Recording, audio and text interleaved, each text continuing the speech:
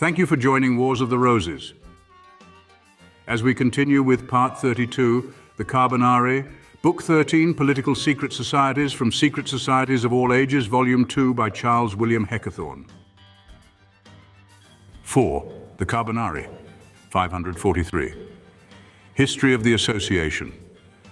Like all other associations, the Carbonari or charcoal burners lay claim to a very high antiquity.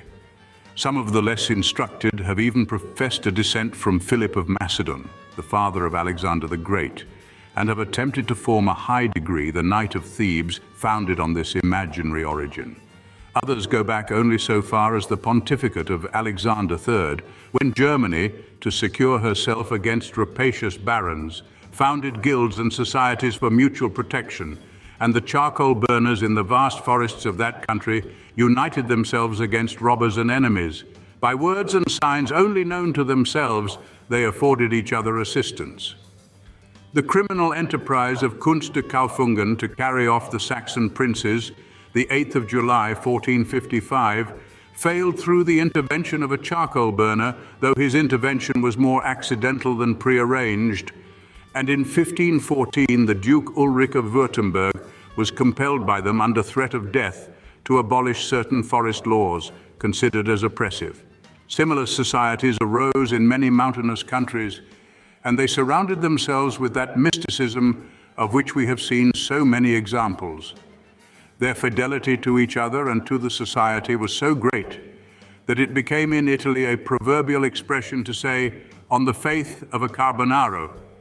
At the feasts of the Carbonari, the Grand Master drinks to the health of Francis I, King of France, the pretended founder of the order, according to the following tradition.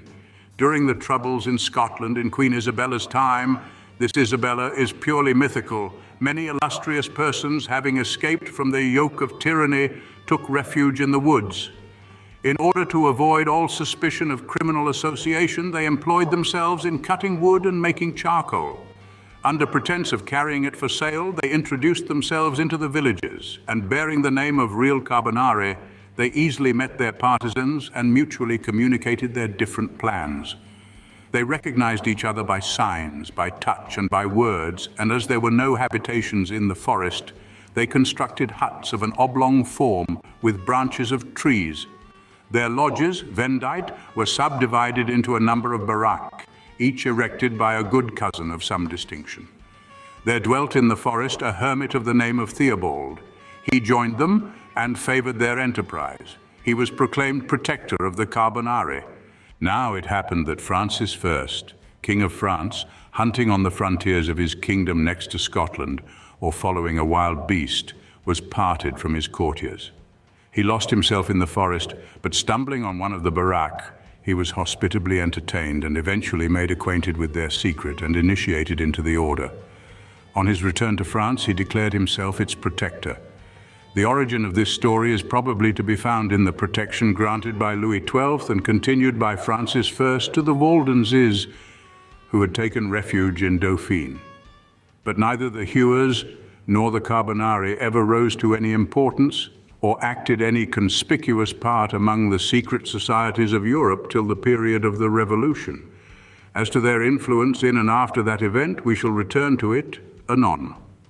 The Theobald alluded to in the foregoing tradition is said to have been descended from the first counts of Brie and Champagne.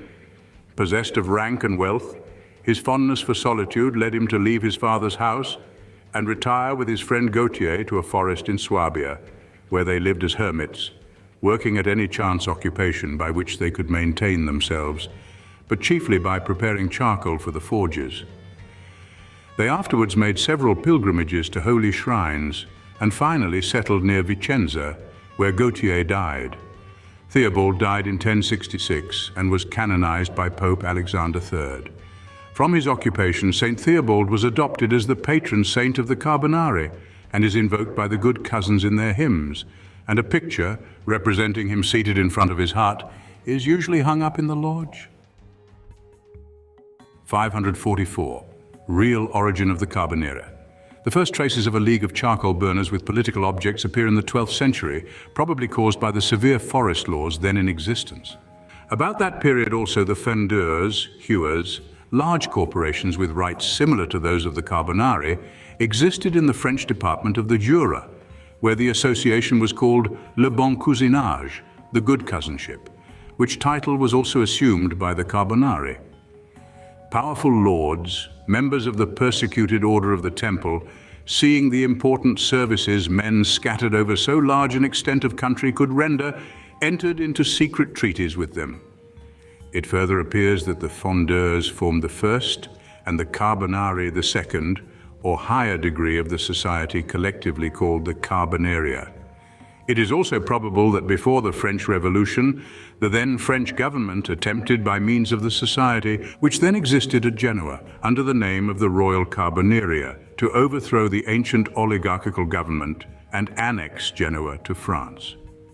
It is certain that from 1770 to 1790, most of the members of the French chambers belonged to the Order of the Fondeurs, which continued to exist even under Napoleon I.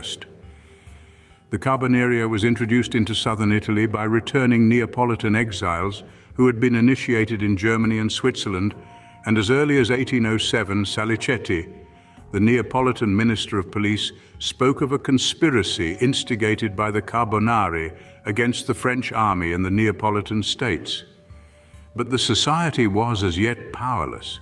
When, however, the Austrian War broke out in 1809 and French troops had largely to be withdrawn from Italy, the first and head vendita was formed at Capua, its rules and ordinances being written in English because the English government desired to employ the society as a lever for the overthrow of Napoleon. Before, however, proceeding with the history of the order, we will give particulars of their ritual and ceremonies. 545, the vendita or lodge. From the Code of Carbonarism, we derive the following particulars respecting the lodge. It is a room of wood in the shape of a barn. The pavement must be of brick in imitation of the mosaic floor of the mason's lodge. The interior furnished with seats without backs. At the end there must be a block supported by 3 legs, at which sits the Grand Master. At the 2 sides there must be 2 other blocks of the same size, at which sit the orator and secretary respectively.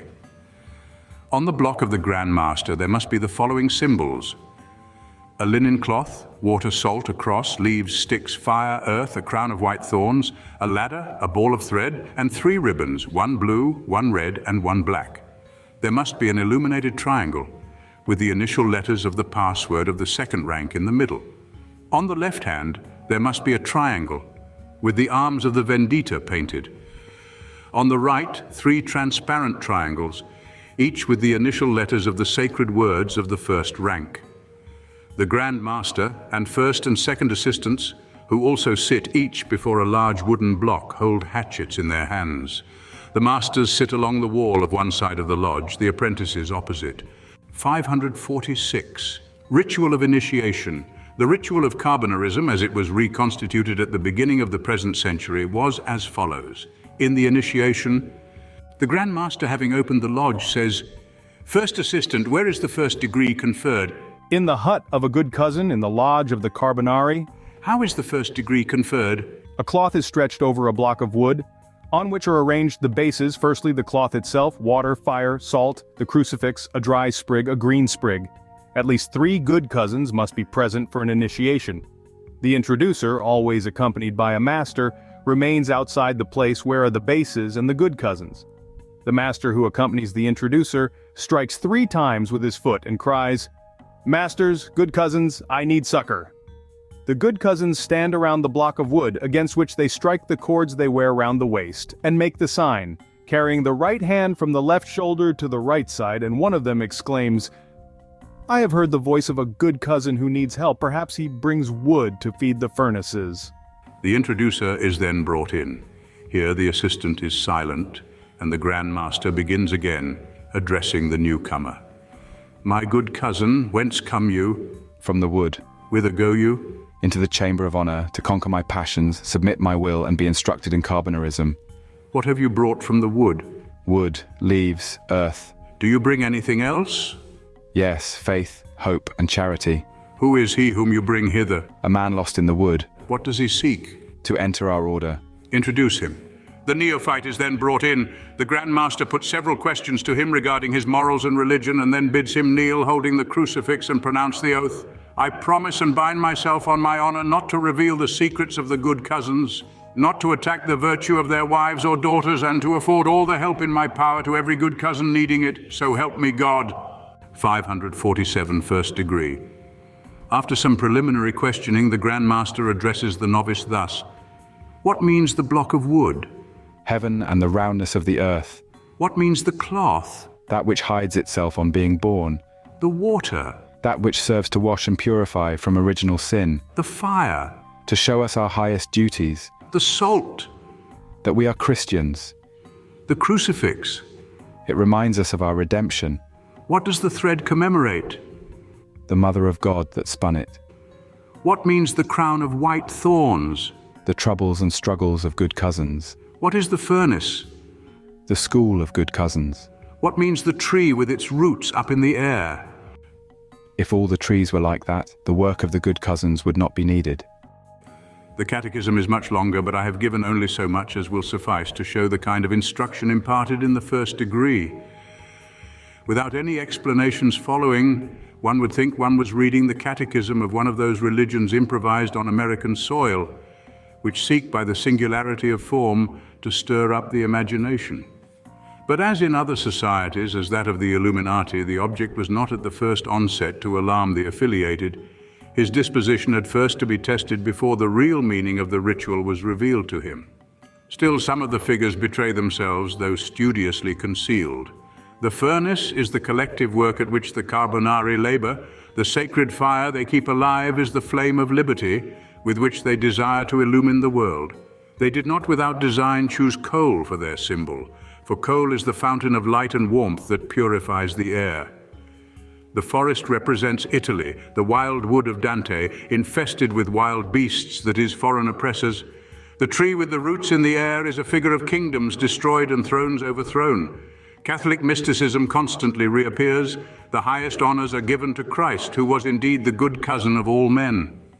Carbonarism did not openly assail religious belief, but made use of it, endeavoring to simplify and reduce it to first principles, as Freemasonry does.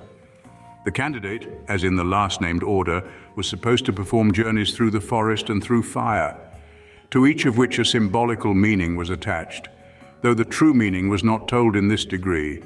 In fact, to all who wished to gain an insight into the real objects of Carbonarism, this degree could not suffice. It was necessary to proceed. 548, the second degree. The martyrdom of Christ occupies nearly the whole of the second degree, imparting to the catechism a sad character, calculated to surprise and terrify the candidate. The preceding figures were here invested with new and unexpected meanings, relating to the minutest particulars of the crucifixion of the good cousin Jesus, which more and more led the initiated to believe that the unusual and whimsical forms with stupendous artifice served to confound the ideas and suspicions of their enemies and cause them to lose the traces of the fundamental idea. In the constant recurrence to the martyrdom of Christ, we may discern two aims, the one essentially educational, to familiarize the cousin with the idea of sacrifice, even if necessary, of that of life. The other, chiefly political, intended to gain proselytes among the superstitious, the mystics, the souls loving Christianity, fundamentally good, however, prejudiced, because loving and who constituted the greater number in a Roman Catholic country like Italy, then even more than now. The Catechism, as already observed, has reference to the crucifixion, and the symbols are all explained as representing something pertaining thereto.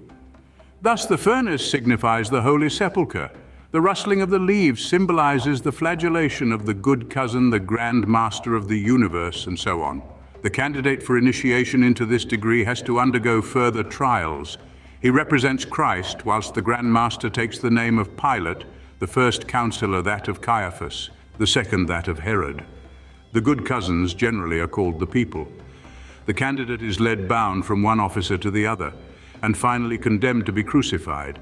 But he is pardoned on taking a second oath, more binding than the first, consenting to have his body cut in pieces and burnt, as in the former degree.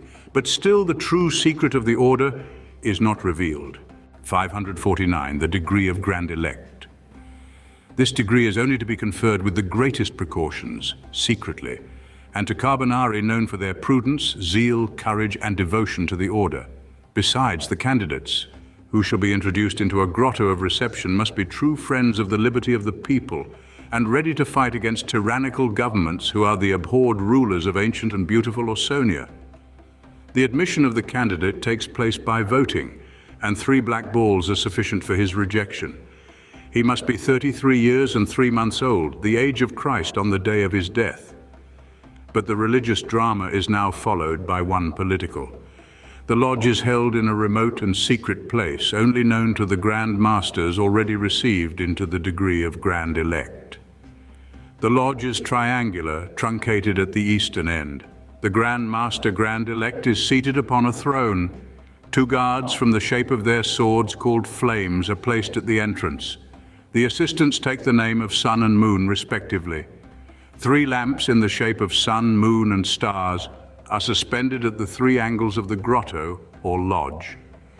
The catechism here reveals to the candidate that the object of the association is political and aims at the overthrow of all tyrants and the establishment of universal liberty, the time for which has arrived. To each prominent member his station and duties in the coming conflict are assigned, and the ceremony is concluded by all present kneeling down and pointing their swords to their breasts, whilst the Grand Elect pronounces the following formula.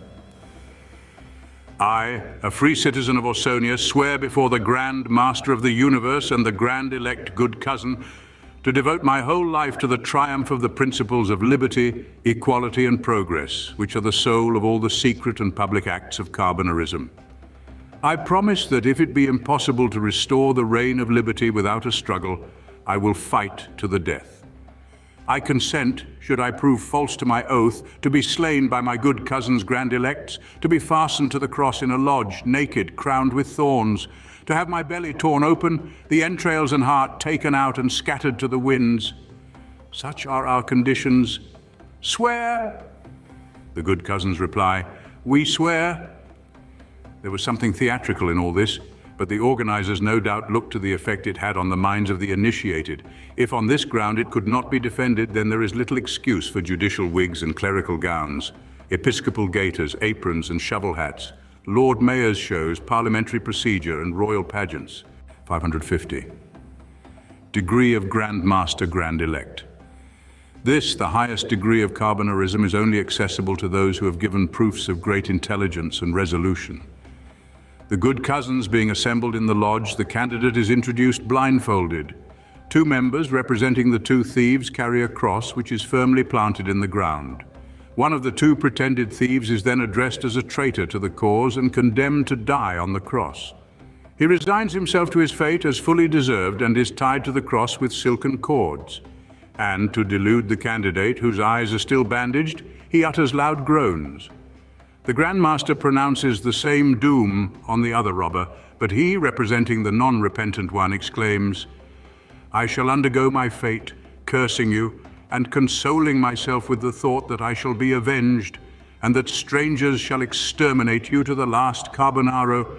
Know that I have pointed out your retreat to the chiefs of the hostile army, and that within a short time you shall fall into their hands. Do your worst. The Grand Elect then turns to the candidate and, alluding to the punishment awarded to traitors as done on the present occasion, informs him that he also must be fastened to the cross if he persists in his intention to proceed, and there receive on his body the sacred marks, whereby the Grand Masters, Grand Elects of all the lodges are known to each other, and must also pronounce the oath, whereupon the bandage will be removed. He will descend from the cross and be clothed with the insignia of the Grand Master Grand Elect. He is then firmly tied to the cross and pricked 3 times on the right arm, 7 times on the left, and 3 times under the left breast. The cross being erected in the middle of the cave, that the members may see the marks on the body. On a given sign, the bandage being removed, the cousins stand around the candidate, pointing their swords and daggers at his breast, and threatening him with even a worse death should he turn traitor. They also watch his demeanor, and whether he betrays any fear. 7 toasts in his honor are then drunk, and the Grand Elect explains the real meaning of the symbols, which may not be printed, but is only to be written down and zealously guarded, the owner promising to burn or swallow it rather than let it fall into other hands. The Grand Master concludes by speaking in praise of the revolution already initiated, announcing its triumph not only in the peninsula but everywhere where Italian is spoken, and exclaims, "Very soon the nations weary of tyranny shall celebrate their victory over the tyrants. Very soon." Here the wicked thief exclaims, "Very soon all ye shall perish." Immediately there is heard outside the grotto the noise of weapons and fighting. One of the doorkeepers announces that the door is on the point of being broken open, and an assault on it is heard directly after. The good cousins rush to the door, placed behind the crosses and therefore unseen by the candidate. The noise becomes louder and there are heard the cries of Austrian soldiers. The cousins return in great disorder, as if overpowered by superior numbers, say a few words of encouragement to the candidate fastened to the cross, and disappear through the floor which opens beneath them. Cousins dressed in the hated uniform of the foreigner enter and marvel at the disappearance of the Carbonari. Perceiving the persons on the crosses, they, on finding them still alive, propose to kill them at once. They charge and prepare to shoot them, when suddenly a number of balls fly into the cave. The soldiers fall down as if struck, and the cousins re-enter through many openings which at once close behind them and shout, "Victory, death to tyranny! Long live the Republic of Ausonia! Long live liberty! Long live the government established by the brave Carbonari!" In an instant, the apparently dead soldiers and the two thieves are carried out of the cave, and the candidate, having been helped down from the cross, is proclaimed by the Grand Master, who strikes 7 blows with his axe, a Grand Master Grand Elect. 551. Signification of the symbols. Not to interrupt the narrative, the explanation of the meaning of the symbols given in this last degree was omitted in the former paragraph, but follows here. It will be seen that it was not without reason that it was prohibited to print it. The cross serves to crucify the tyrant that persecutes us. The crown of thorns is to pierce his head. The thread denotes the cord to lead him to the gibbet. The ladder will aid him to mount. The leaves are nails to pierce his hands and feet. The pickaxe will penetrate his breast and shed his impure blood. The axe will separate his head from his body. The salt will prevent the corruption of his head, that it may last as a monument of the eternal infamy of despots. The pole will serve to put his head upon. The furnace will burn his body. The shovel will scatter his ashes to the wind. The baraka will serve to prepare new tortures for the tyrant before he is slain. The water will purify us from the vile blood we shall have shed. The linen will wipe away our stains. The forest is the place where the good cousins labor to attain so important a result. These details are extracted from the minutes of the legal proceedings against the conspiracy of the Carbonari. 552. Other ceremonies and regulations.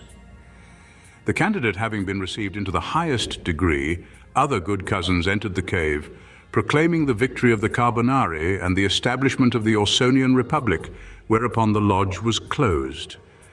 The members all bore pseudonyms by which they were known in the order. These pseudonyms were entered in one book, whilst another contained their real names, and the 2 books were always kept concealed in separate places, so that the police, should they find one, should not be able to identify the conspirator. Officers of great importance were the insinuators, censors, scrutators and coverers, whose appellations designate their duties. The higher officers were called Great Lights. Some of the affiliated, reserved for the most dangerous enterprises, were styled the Forlorn Hope. Others, Stabane, or the sedentary, who were not advanced beyond the first degree on account of want of intelligence or courage. Like the Freemasons, the Carbonari had their own almanacs, dating their era from Francis I. They also had their passwords and signs. The decorations in the apprentice degree were 3 ribbons, black, blue and red, and in the master's degree they wore a scarf of the same 3 colors. The ritual and the ceremonies, as partly detailed above, were probably strictly followed on particularly important occasions only. As to their origin, little is known concerning it. Most likely they were invented among the Neapolitans.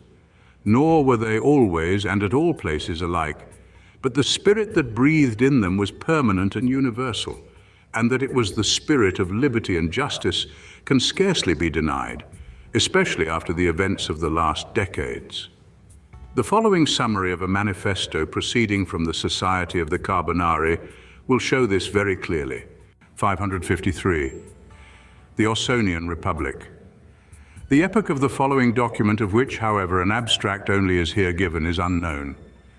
The open proceedings of Carbonarism give us no clue, because in many respects they deviate from the program of this sectarian charter. Sectarian inasmuch as the document has all the fullness of a social pact.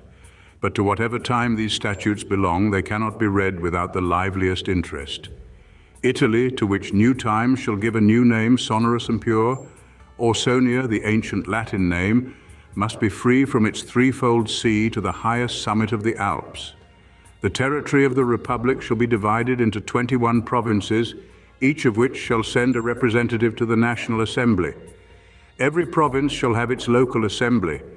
All citizens, rich or poor, may aspire to all public charges.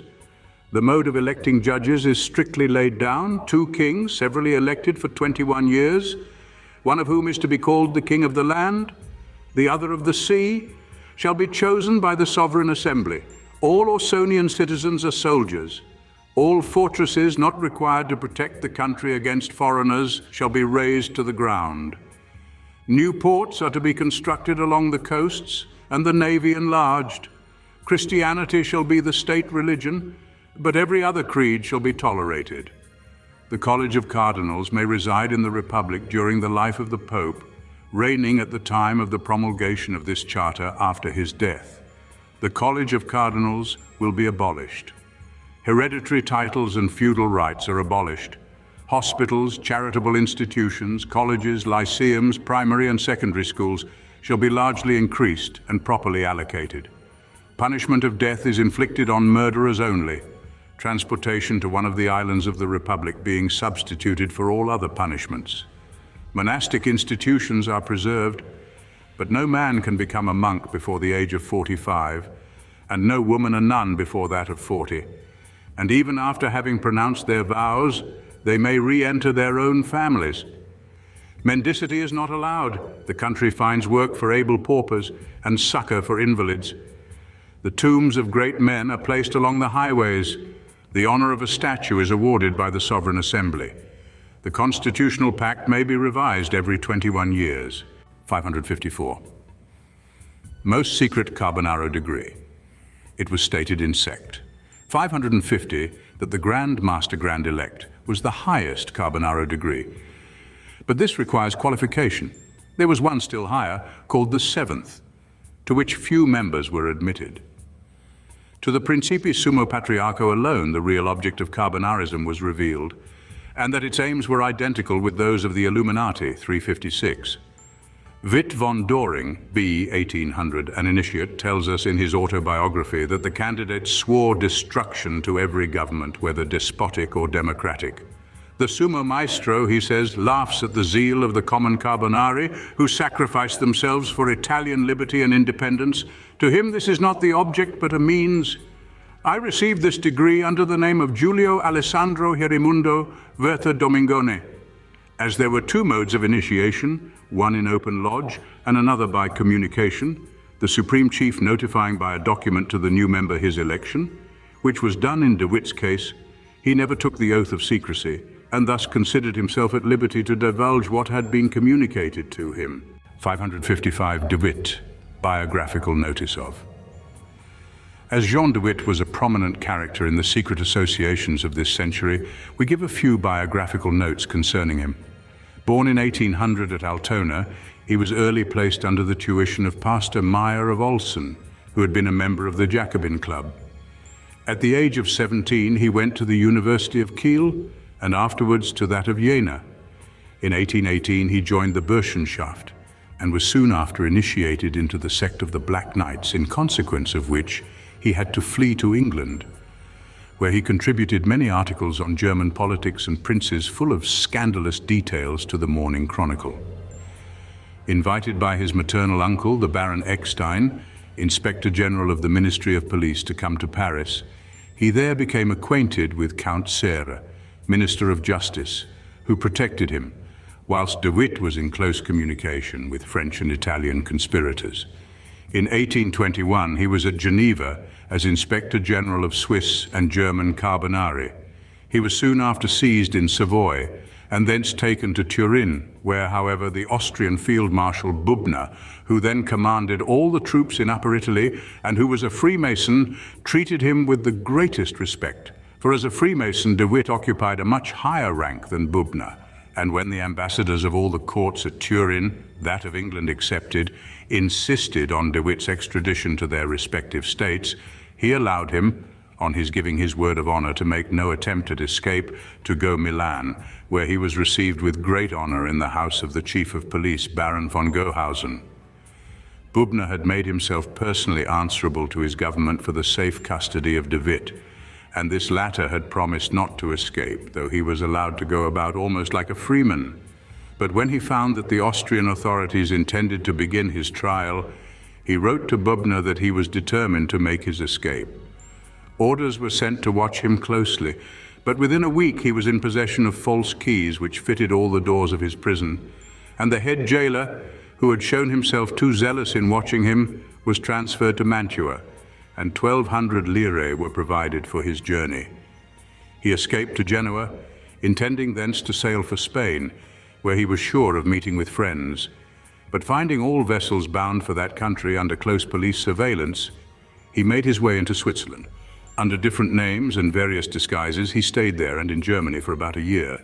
All the German governments offered a large reward for his apprehension, and at last he was seized at Bayreuth, though he had previously been warned that the police were on his traces, a warning which could only have come from highly placed officials. And as soon as he was taken, some of them waited on him with offers of friendship and protection. But Berlin was then the seat of the Prussian Masonic chiefs, and through them de Witt was secretly informed of all the charges which would be brought against him, and the result was that he was acquitted of them all and restored to liberty, as also was cousin, a fellow conspirator and fellow prisoner. Cesare Cantu, the Italian historian, accuses de Witt of having, by his own admission, been thoroughly initiated into all the revolutionary plots in Europe, but in order to betray them and stir up discord among them. De Witt's subsequent career seems to lend some support to this charge.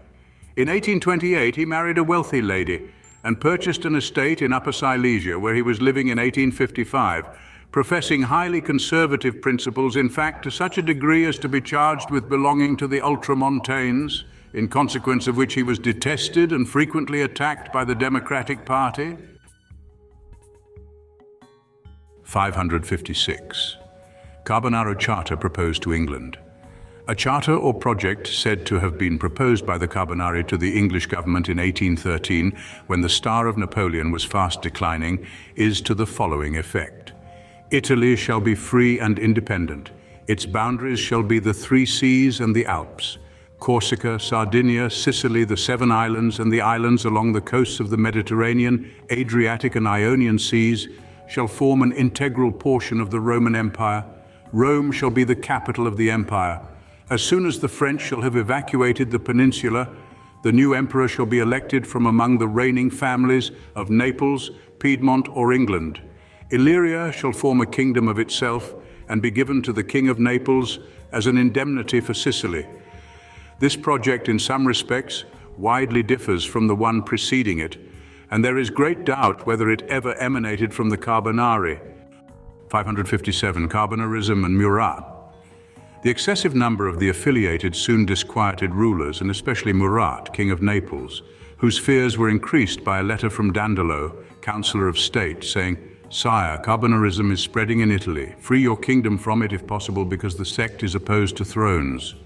Magella, a native of Genoa, who became Minister of Police under Murat, advised that King, on the other hand, to declare openly against Napoleon and to proclaim the independence of Italy, and for that purpose to favor the Carbonari. But Murat was too irresolute to follow the course thus pointed out and declared against the Carbonari. The measures taken by him, however, only increased the activity of the sect and the hopes of the banished Bourbons, who in the neighboring Sicily watched every turn of affairs that might promise their restoration.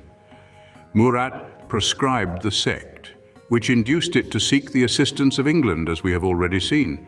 It also grew into favor with the Bourbons and Lord William Bentinck. The emissaries sent to Palermo to come to terms with the exiled royal family returned to Naples with a plan fully arranged, the results of which were soon seen in Calabria and the Abruzzi. The promise of a constitution was the lure with which England, whose chief object, however, was the overthrow of Napoleon, attracted the sectaries. The Bourbons, constrained by England, promised the Neapolitans a liberal constitution on their being restored to the throne. The Prince of Moliterno suggested to England that the only means of defeating France was to favor Italian unity, and the idea was soon widely promulgated and advocated throughout the country. Murat sent General Manhes against the Carbonari with orders to exterminate them. Many of the leaders were captured and executed, but the sect nevertheless succeeded in effecting a partial and temporary revolution in favor of the Bourbons, which, however, was soon quelled by the energetic measures of Queen Caroline Murat, who was regent during her husband's then absence.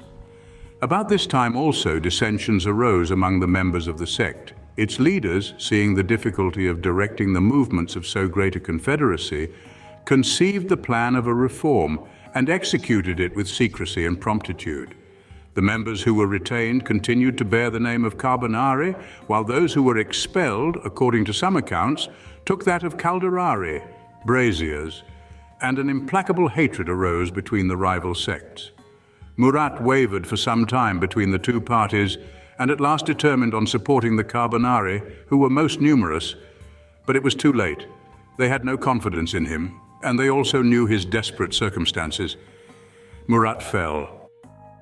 558, Trial of Carbonari.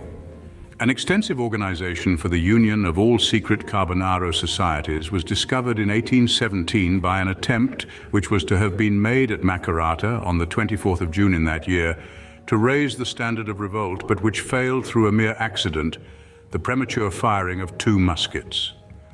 A great many of the leading Carbonari were apprehended and conveyed to the castle of St. Angelo and other prisons in Rome, where they were tried in October 1818 by order of the Pope. 5 of them were sentenced to death, but the Pope mitigated their punishment to perpetual confinement in a fortress. 3 were sentenced to the galleys for life, which punishment was reduced by the Pope to 10 years. We learn from this Roman trial that the Republican Brother Protectors, one of the branches of Carbonarism, swore over a phial of poison and a red-hot iron never to divulge the secrets of the society and to submit in case of perjury to the punishment of dying by poison and having their flesh burnt by the red-hot iron. 559, Carbonarism and the Bourbons. King Ferdinand, having to recover his crown, favored the Carbonari when he thought himself again firmly seated on the throne and secretly disliking the society, endeavored to kick down the ladder by which he had mounted. The Carbonari, who had restored not only the king but order in Calabria and the Abruzzi, and rendered roads and properties secure, the Carbonari, so highly extolled at one time that the Pope had ordered priests and monks to preach that making the signs of the Carbonara would suffice to justify St. Peter to open the gate of paradise, these same Carbonari were now declared the enemies of God and man. The king refused to keep the promises he had made and forbade the holding of Carbonari meetings.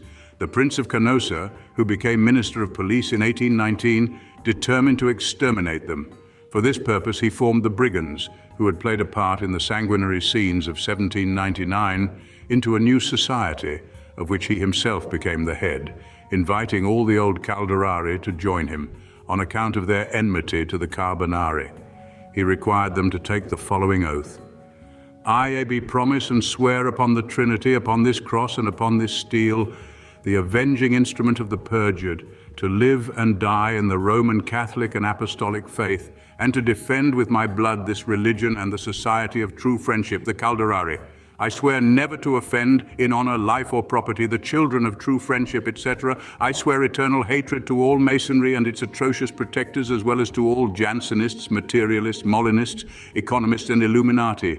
I swear that if through wickedness or levity I suffer myself to be perjured, I submit to the loss of life, and then to be burnt, etc. But the king, having learnt what his minister had been attempting without his knowledge, deprived him of his office and banished him. And thus his efforts came to nothing. In 1819 took place the rising at Cadiz, by which the King of Spain, Ferdinand VII, was compelled to give Spain constitutional privileges. This again stirred up the Carbonari, but there was no unanimity in their councils, and their intrigues only led to many being imprisoned and others banished. An attempt made in 1820 extorted a constitution. The leader was the Abbé Menicini. The influence of the Carbonari increased. Lodges were established everywhere. Between 1815 and 1820, in the Neapolitan states alone, more than 200,000 members were affiliated, comprising all classes from the palace to the cottage. It included priests, monks, politicians, soldiers. Giampietro was then chief of the Neapolitan police, who used the most cruel means to suppress the sect. But public discontent was brought to a climax in July 1820, when two officers, Morelli and Silvati, with 120 non-commissioned officers and privates, deserted from their regiment at Nola, and accompanied by the priest Menicini and some leading Carbonari, took the road to Avellino. Lieutenant Colonel de Concili, also a Carbonaro who was in command of the troops at Avellino, joined the insurgents. When the news of these events reached Naples, the students of the university, as well as many of the soldiers forming the garrison of the capital, hastened to de Concili's camp. The house of the advocate Colletta became the center of action at Naples, all prepared to second the action of their brethren. The king, advised to send General Pepe against the insurgents, declined the proposal because Pepe was suspected of being a liberal. In his stead, he sent General Carrascosa, who left Naples on the 4th of July. On the 5th, he dispatched General Nunziante from Nocera and General Campana from Salerno against the insurgents. Carrascosa, unwilling to shed the blood of his countrymen, wished to negotiate. But before he could do so, General Campana had suffered a defeat, and the soldiers of Nunziante raised the standard of the Carbonari, and joining the troops of de Concili, placed themselves under his command. Carrascosa, with the king's connivance, proposed to bribe the leaders of the insurrection with large sums of money to give up the enterprise and leave the country. But before he had an opportunity of making the attempt, the soldiers remaining in Naples, as well as the population, rose against the king, who found himself entirely forsaken. He was compelled to yield. The Duke of Piccatellis and 5 other Carbonari presented themselves in the palace and compelled the king to grant them a personal interview, at which they demanded the immediate publication of a constitution. The king promised one in perhaps 2 hours. Piccatellis, drawing out his watch, held it up to the king's face and said, "It is now 1 o'clock in the morning. At 3 o'clock the constitution must be proclaimed." And he turned his back on the king, and with his attendants left the room. The king granted the constitution, though with the mental reserve of overthrowing it on the first favorable opportunity. He swore, nevertheless, in the most solemn manner to keep it. The Carbonari leaders were invited to Naples. The king's son, the Duke of Calabria, became a member of the sect, a fatal concession on its part. For now, all its secrets, signs, words, and symbols were openly proclaimed. Carbonarism, in fact, was cunningly betrayed by the king and his satellites. Russia, Austria, and Prussia threatened to interfere in Neapolitan affairs in favor of Ferdinand. At a secret meeting of some of the oldest Carbonari, it was proposed to shut up the king in the castle of St. Eleno. Unfortunately, this advice was not immediately acted on. The Holy Alliance, to save the king's life, which they knew to be in danger, invited him to join the Congress at Laybach, that in common with the European potentates, he might assist in the settlement of the affairs of his own kingdom. Unwisely, the Neapolitan Parliament allowed him to depart. Yet even on board ship, the treacherous despot repeated his assurances of maintaining the constitution he had granted his subjects. But on his arrival at Laybach, he declared that in granting the constitution, he had only yielded to superior force, and that he was determined to return to Naples as an absolute monarch. The Pope absolved him from the oath he had taken, and even in a solemn encyclical commanded priests to violate the secret of the confessional whenever wives, mothers, sisters, or daughters had declared relations to belong to the sect of the Carbonari.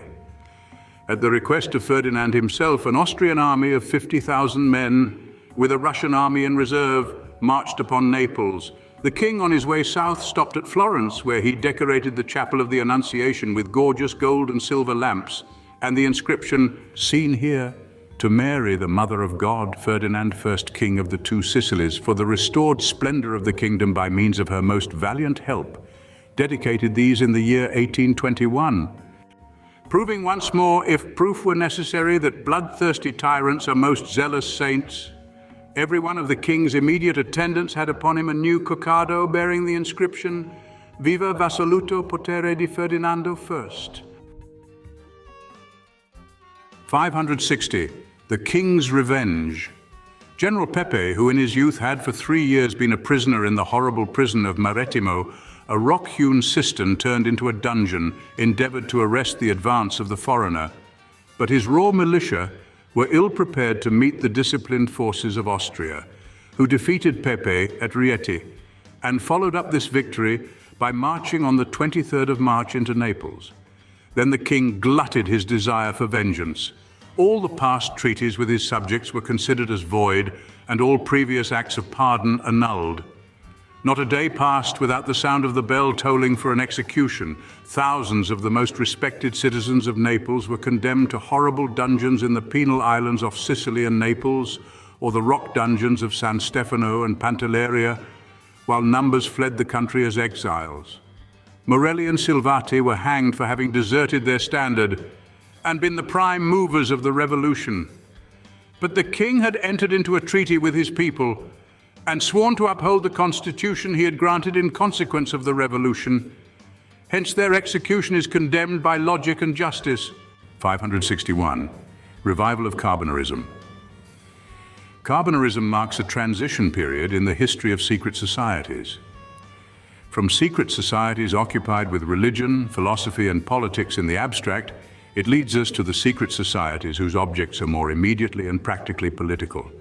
And thus in France, Italy, and other states, it gave rise to numerous and various sects, wherein we find the men of thought and those of action combining for one common object, the progress, as they understood it, of human society.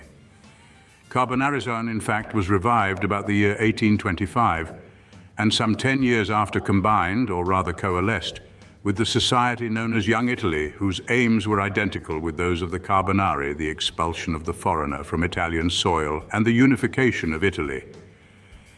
The Duke of Modena had for some time coquetted with the Carbonari, in the hope of obtaining through them the sovereignty of the minor duchies, the Kingdom of Sardinia and the Lombardo-Venetian states, and had thus encouraged Menotti, the foremost patriot of central Italy, in counting on his help in driving out the foreigner.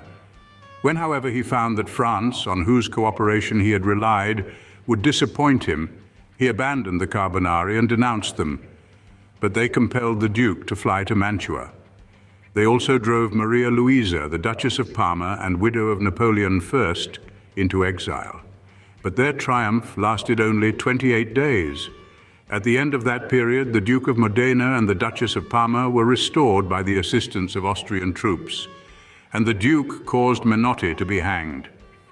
From that day, the prisons of Modena were filled with Italian patriots. Count Charles Arababine said of them, "No words can give an idea of the horrors of the prisons of Modena when I saw them.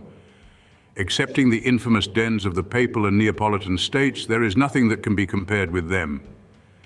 But Carbonarism continued to be at work under the name of Unità Italiana, whose signs and passwords were made public by the prosecution it underwent at Naples in 1850. 562. Carbonarism and the Church.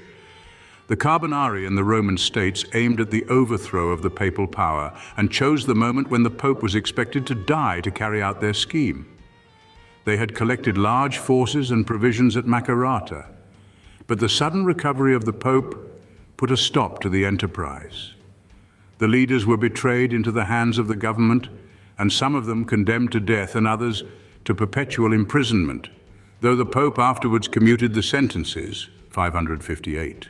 563. Carbonarism in northern Italy. In Lombardy and Venetia also the Carbonari had their lodges, and their object was the expulsion of the foreigner, the Austrian. The most important and influential was the Italian Federation. But here also they failed, and among the victims of the failure were Silvio Pellico, Confalonieri, Castiglia, Torelli, Maroncelli, and many others who, after having been exposed on the pillory at Milan and other places, were sent to Spielberg and other German fortresses. 564, Carbonarism in France. Carbonarism was introduced into France under the names of Adelphes, or Philadelphians, by Jambert and Dugied, who had taken part in revolutionary movements in their own country in 1820, and after having for some time taken refuge in Italy, where they had joined the Carbonari, brought their principles to France on their return from their expatriation. The sect made rapid progress among the French. All the students at the different universities became members, and venters were established in the army. Lafayette was chosen their chief.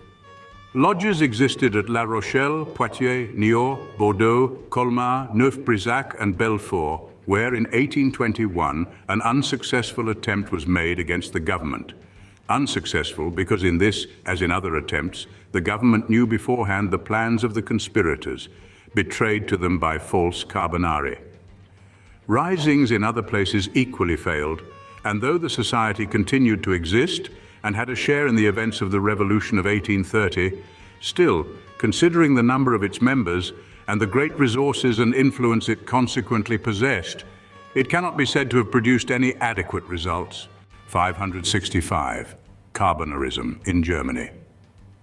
Carbonari lodges existed in all parts of Germany, but I will mention one only because of the excitement its discovery caused at the time.